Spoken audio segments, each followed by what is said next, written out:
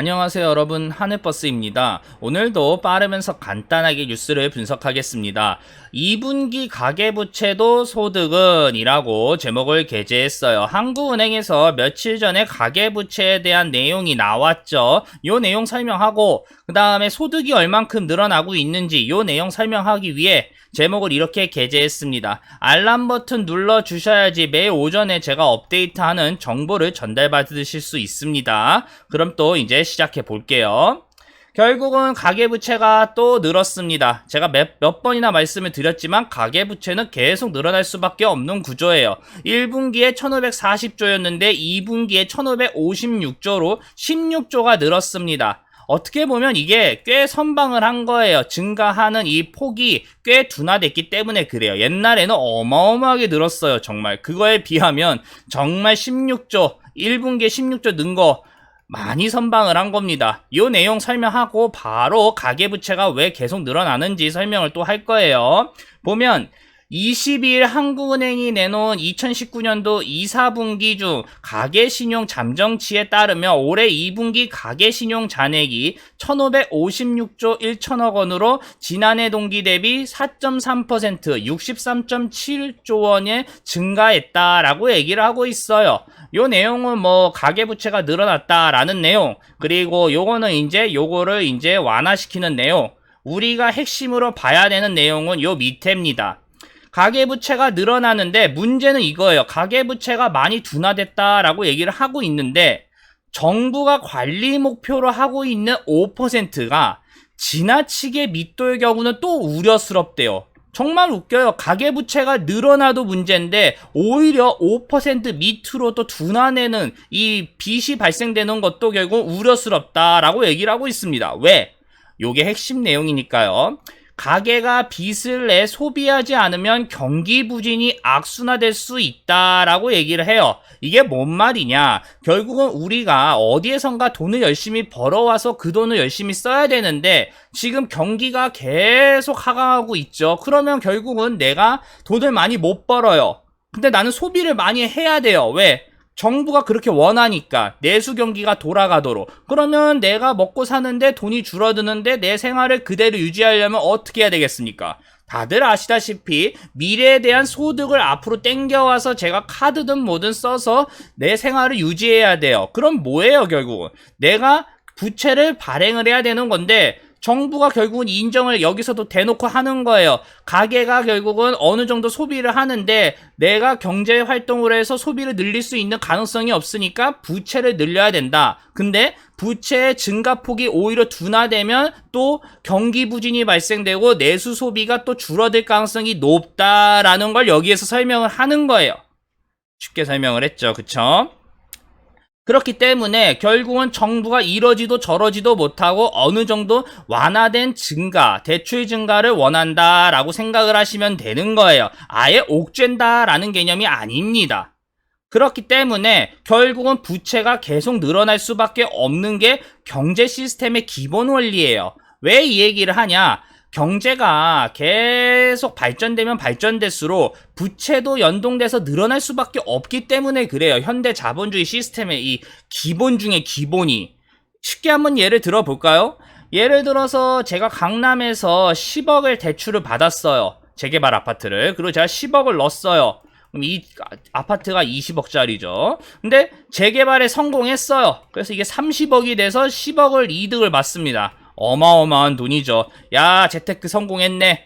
그러면 이제 하늘버스 어떻게 해야 될까?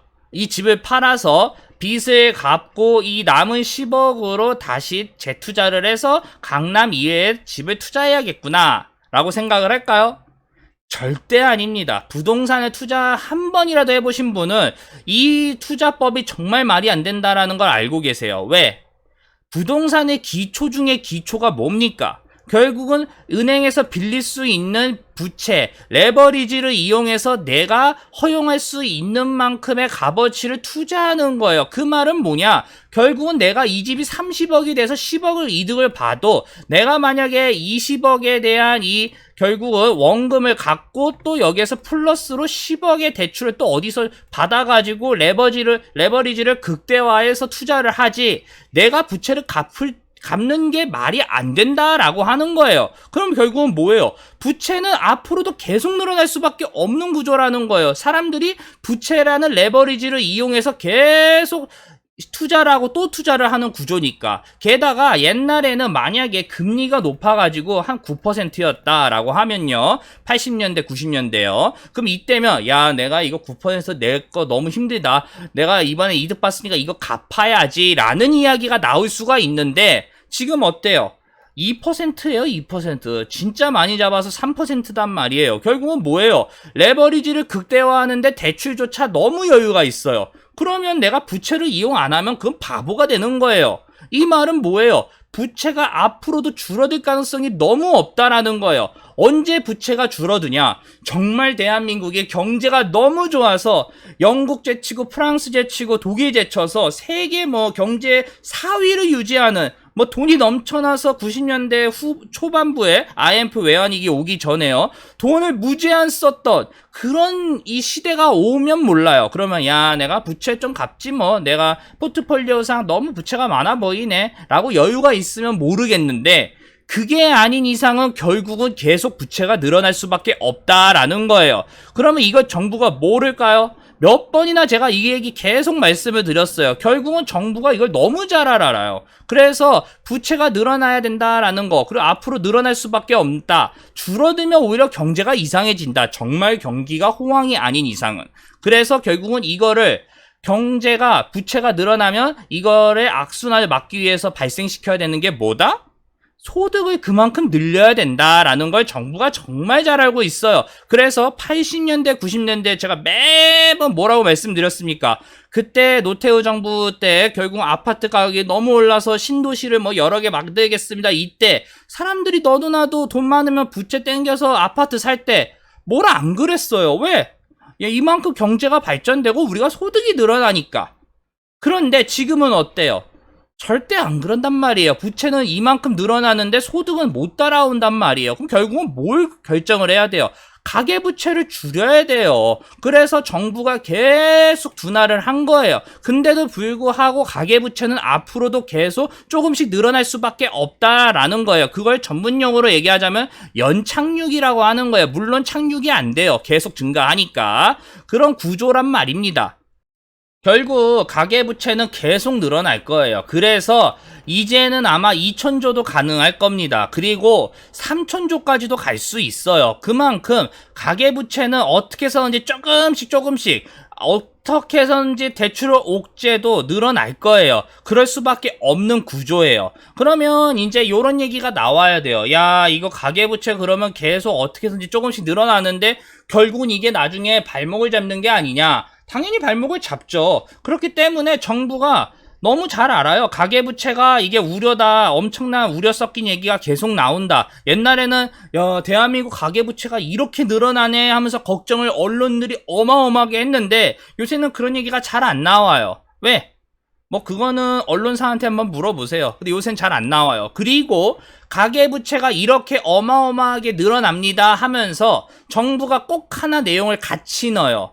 이 가계부채의 우려를 섞인 거를 어떻게 해서든지 희석시키기 위해서. 아까 제가 뭐라 말씀드렸죠? 건강한 경제가 되려면 가계부채가 늘어나면 뭐가 늘어나야 된다고요? 소득이 늘어나야 돼요. 그래서 정부가 가계부채에 대한 우려를 어떻게 해서든지 해소하기 위해서 소득을 얘기를 합니다. 어떻게? 긍정적으로 말이죠. 그래서 요게 며칠 전에 같이 나왔어요. 가계부채랑. 보면 소득 5분위별 가구당 월평균 소득이에요. 가계부채가 전년 동기 대비해서 거의 한 5% 정도 늘었는데, 야, 이거 소득 평균적으로 3.8, 전년 동기 대비해서 증감률이 3.8이다. 야, 이거 정부가 어느 정도 선방했네. 보면 야, 1분위는 좀 심각한데 나머지는 그래도 잘했네. 잘 소득 벌어서 가계가 좀 이상이 없어서 가계부채 잘 떠받겠네 라고 생각을 하실 거예요. 근데 그렇게 생각을 하시면요, 정말 심각한 문제가 있으신 겁니다. 왜? 이게 결국은요, 우리가 뜯어보면 답이 나오지만 우리나라 경제가 이렇게 월평균 소득이 늘어난 만큼 체감도 못하고 있지만, 첫 번째. 그리고 두 번째, 이게 통계 함정을 이용한 정말 눈 가리고 아웅식이다라는 그래프이기 때문에 그래요. 왜 정부가 이렇게 내놨냐? 결국은 눈속임을 하려고 그런 거예요. 증감률이 높아서 경기가 이상 없고 경제가 이상 없습니다. 라는 걸 얘기하기 위해서. 왜일까요? 핵심은요, 깔끔해요, 결국은. 다시 한번 볼게요. 요거예요, 요거. 2인 이상 가구 명목소득이에요. 결국은 이 가구원 수가 있단 말이에요. 그러니까 평균이 어떻게 돼요? 전체 평균 3.06명. 그러니까 2인 가구가 맞벌이로 해서 벌었을 때 기준으로 생각을 해보세요. 그리고 만약에 자녀까지 일을 하면 순식간에 고소득이 돼서 5분위가 됩니다. 그러니까 부모가 이렇게 돈을 벌고 자녀도 돈을 벌어요. 그러면 만약에 300, 200, 200 이렇게 번다고 쳐봐요. 순식간에 이 4분위, 5분위에 있어요. 그렇죠. 따로따로 빼보면 답이 나오는데 거기에다가 이 가장 큰 문제가 뭐냐? 이 그래프에는 1인 가구가 빠져 있습니다. 우리나라 인구가 여기에서 일을 하는 사람들이 1900만 명으로 측정을 하고 있어요. 통계청에서. 근데 1인 가구가 몇 만인지 아세요? 여기에서 1인 가구가 빠졌다라는 거는 통계에 함정이 들어갔다라는 거예요. 정부가 원하는 방향대로 얘기가 나오고 있다라는 거예요. 보면요. 우리나라 1인 가구가 2018년도 기준인데 2017년도에서 562만 명이에요. 그럼 이 562만 명이 들어간 그래프가 그나마 정확하겠어요? 아니면 이 1인 가구는 워낙 소득이 없고 없는 인구로 쳐야 되기 때문에 니들이 벌어봤자 얼마 벌겠냐라고 하면서 통계가를 빼는 게 맞겠어요? 뻔한 거예요, 결국은. 정부가 왜 이렇게 눈 가리고 아웅을 하겠어요? 결국은 내가 경제가 좋다라는 시그널을 최소한 조금이라도 더 보여서 이 불안을 잠재우기 위해서 이런 행동을 하고 있다라는 거예요. 어느 정부나 다 마찬가지예요. 그래서 이제 1인 가구를 포함해보면 이게 2019년도 1분기 기준으로 얘기를 하는 거예요. 이게 몇 개월 전 얘기예요. 그러니까 어마어마하게 정부의 괴리감이 있는 건 아닙니다. 3개월 전 얘기니까. 보면 2인 이상 가구만 분석을 했을 때 소득하의 1분위, 2분위가 이렇게 돼 있는데 1인 가구를 포함하면 얘기가 완전히 달라져요. 감소의 폭이 정말 커지기 시작을 하죠. 결국은 뭐예요? 소득이 1인 가구를 포함했다라고 하면 저소득 그리고 1분위, 2분위 이렇게 소득이 낮은 부류는 소득이 악화됐다라는 측정 데이터가 나온다라는 거예요. 쉽게 설명한 것 같습니다. 그쵸? 결국은 뭐예요? 정부가 얘기하고 싶은 거는 가계대출을 어떻게 해서든지 옥죄서 둔화를 하게 했는데 소득은 늘었습니다. 야, 정말 오케이 라고 얘기를 하고 싶은데 실제 이 통계의 함정을 어느 정도 뜯어보면 결국은 가계대출 둔화와 마찬가지로 소득도 둔화가 돼 있는 상황이다 라고 우리가 해석을 하면 된다라는 거예요. 실제 소득이 저 그래프처럼 마구마구 늘었으면 얼마나 좋겠습니까? 저도 웬만해선 정부 욕하고 싶지 않아요. 왜? 저도 대한민국 국민으로서 정부 욕을 왜 합니까? 경제가 나아지면 나아질수록 좋은 거죠. 너도 좋고 나도 좋고 모두가 좋은 세상. 근데 그게 아니니까 계속 제가 어쩔 수 없이 얘기를 여기다 포인트를 잡고 얘기를 하는 거예요. 그리고 제가 또 한 가지 얘기하고 싶은 게 있어요. 결국은요, 정부가 아까 가계부채가 둔화됐는데 이 소득이 많이 늘어난 구조, 그 다음에 소득이 얼만큼 더 늘어났다라는 거를 얘기를 할 거면 차라리 이걸 얘기를 했어야 돼요. 정부가 인정하는 고소득의 비율이 몇만 명이 늘었는지를 말이에요. 우리가 어렵게 볼 필요가 없어요. 정부 산하 기관에서 우리나라 이 월급쟁이들이나 그다음에 소득을 발생시키는 이 금액이 얼마 이상이 고소득인지를 딱 파악할 수 있는 거는 국민연금만 보면 알아요. 보면 국민연금이 고소득자를 어떻게 생각을 하냐면 월 468만원 486만원이죠. 죄송합니다. 486만원 초과 고소득자를 결국은 고소득자로 인식을 하고 있는 거예요. 당연히 가구가 아닙니다. 1인이에요. 1인. 그렇기 때문에 우리나라 인구가 237만, 여기 고소득자요. 요 인원이 늘어났다라고 얘기를 하면 모르겠는데, 그리고 뭐 중산층에 있는 1인 그 다음에 소득자가 몇만이 늘었다라는 데이터를 가계부채랑 같이 이야기했으면 좋았는데 그게 아니기 때문에 함정에 빠지면 안 된다라는 거. 그리고 국민연금이 인정하고 있는 고소득은 486만 원 1인당 이라고 생각을 하시면 된다라고 해석하시면 될 것 같습니다. 정말 쉽게 설명을 한 것 같아요. 결론은 뭐예요? 2분기 가계부채도 결국은, 그리고 소득도 정부가 이 데이터, 한국은행에서 내놓는 데이터랑 통계청이 내놓는 데이터를 우리가 분석을 했을 때 결국은 겉핥기로 봤을 때는 가계부채가 둔화폭이 많이 이렇게 내려왔네 라는 거랑, 근데 반면에 소득은 좀 그래도 올라서 선방했네 라고 생각을 하는 거는 겉핥기. 반대로 소득이 1인 가구 넣고 그 다음에 다양한 변수를 집어넣으면 야, 이거 소득 많이 꺾였네. 이 저소득이나 중간층 얘기하는 거예요. 고소득은 당연히 소득이 원래 있어서 아무 이상 없는 얘기고요. 요 얘기 다 설명을 한 것 같습니다. 그럼 결국은 뭐예요? 가계부채가 계속 늘어나서 19년 2분기 1556조에 진입을 했어요. 제가 뭐라 말씀드렸죠? 이 상태로 갔다가는 2000조, 3000조도 갈 가능성이 높아요. 왜? 그렇게 구조가 돌아갈 수밖에 없습니다. 경제가 성장하면 성장하는 만큼 어쩔 수가 없는 거예요. 부채가 줄어드는 거는 정말 호황이어야 돼요.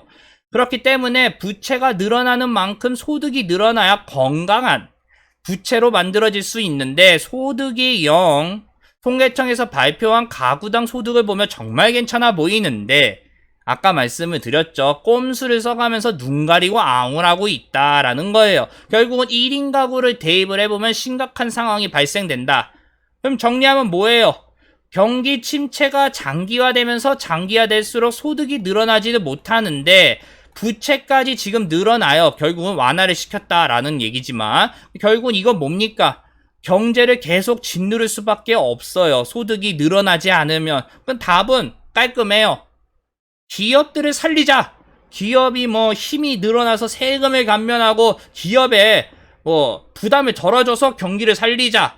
절대 말 안 된다는 얘기 했죠, 제가. 왜? 수출이 안 돼요, 수출이. 중국이 지금 휘청휘청거리는데 지금 물건 만들면 뭐합니까? 안 팔리는데. 그러니까 수출이 회복이 답인데 기업을 옥죄든 뭐하든 이게 안 되고 있으니까 앞으로도 3분기, 4분기도 안 좋은 소식을 제가 전해야 될 가능성이 높아졌습니다, 결국. 여기까지 하겠습니다.